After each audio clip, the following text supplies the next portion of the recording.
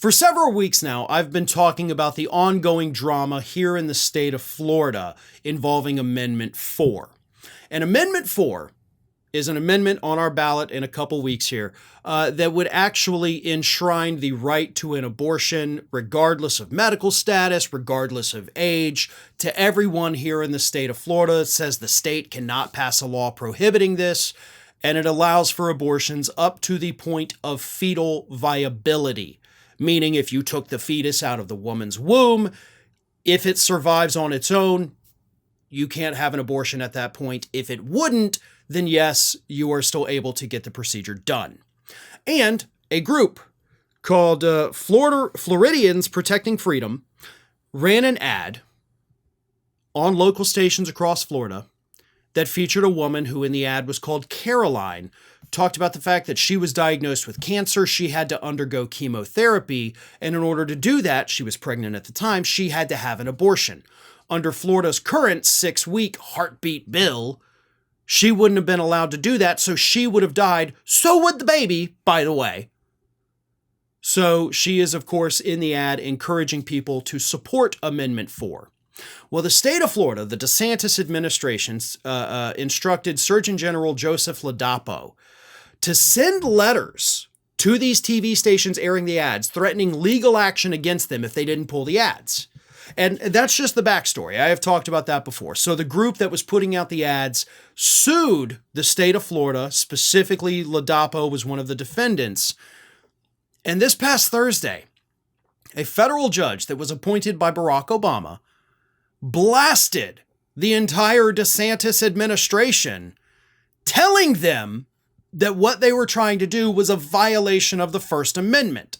In fact, he dusted off and kind of paraphrased that old adage, "It's the economy, stupid," and told Ladapo and DeSantis and everybody else in Florida in his emergency ruling prohibiting them from threatening TV stations. He said, "It's the First Amendment, stupid. It's the First Amendment, stupid."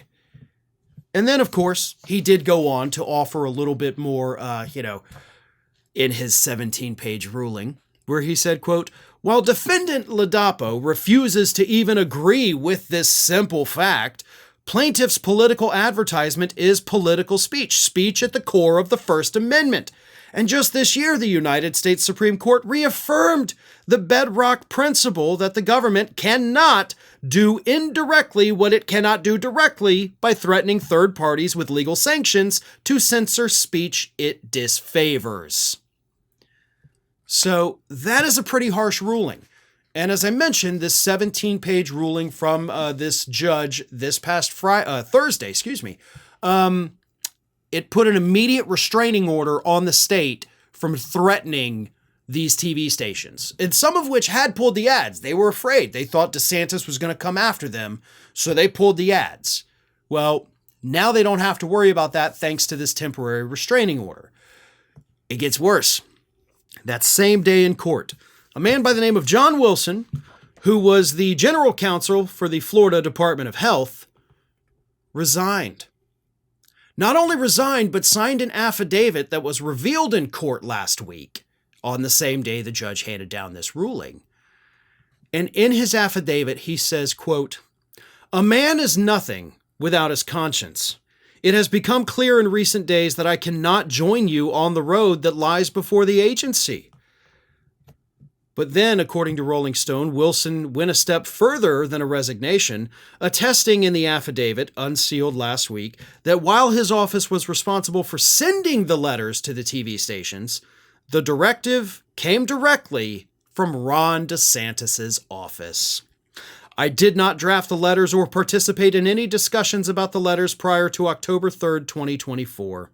Ryan Newman, General Counsel for the Executive Office of the Governor, and Jed Doty, Deputy General Counsel for the Executive Office of the Governor, directed me to send them under my name and on the behalf of the Florida Department of Health. I resigned from my position as General Counsel in lieu of complying with directives from Newman and Doty to send out further correspondence to the media outlets similar to the October 3rd, 2024 letters." So this man, Mr. Wilson, who of course, as I mentioned, resigned his position, threw DeSantis under the bus, saying that this was not about the health department. It wasn't because the health department was trying to step in as they had claimed, and, oh no, this is misinformation that could cause health consequences in Florida. None of that was true.